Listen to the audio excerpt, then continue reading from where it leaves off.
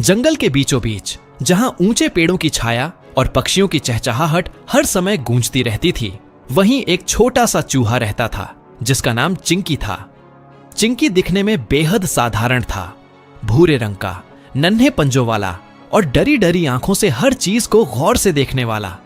पर उसमें एक अनोखी बात थी, उसका सपना बहुत बड़ा था।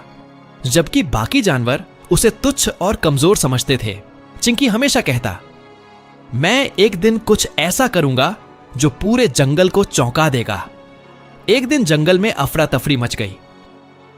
जंगल के राजा शेर सिंह एक गहरे गड्ढे में गिर गए थे और उनका निकलना असंभव लग रहा था। हाथी ने कोशिश की मगर गड्ढा बहुत तंग था। भालू ने रस्सी फेंकी पर वह नीचे तक नहीं पहुंची। सारी उम्मीदें टूट चुकी थीं और शेर सिंह की दहाड़ें अब धीरे धीरे कराह में बदल रही थीं।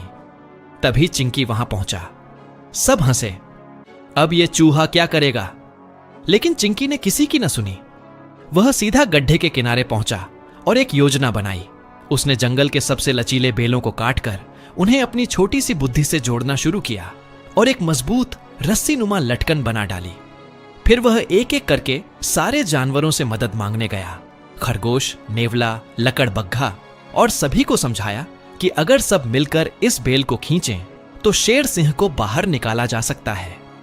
शुरू में किसी ने उसकी बात को गंभीरता से नहीं लिया, पर उसकी निडरता और योजना देखकर सब हैरान रह गए और आखिरकार मदद के लिए तैयार हो गए।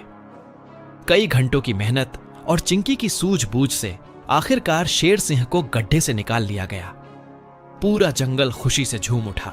लेकिन सबसे ज्यादा हैरानी तब हुई जब शेर सिंह ने चिंकी के सामने झुककर कहा, तुम आकार में छोटे जरूर हो पर हिम्मत और अक्ल में सबसे बड़े हो। उस दिन से चिंकी को जंगल का छोटा उस्ताद कहा जाने लगा।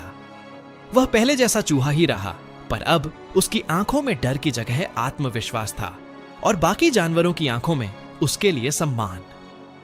जंगल के बच्चों को अब यही कहानी सुनाई जाती थी, एक छोटे चूहे की जिसने बड़े बड़े जानवरों को यह सिखा दिया कि असली ताकत शरीर में नहीं, सोच और साहस में होती है।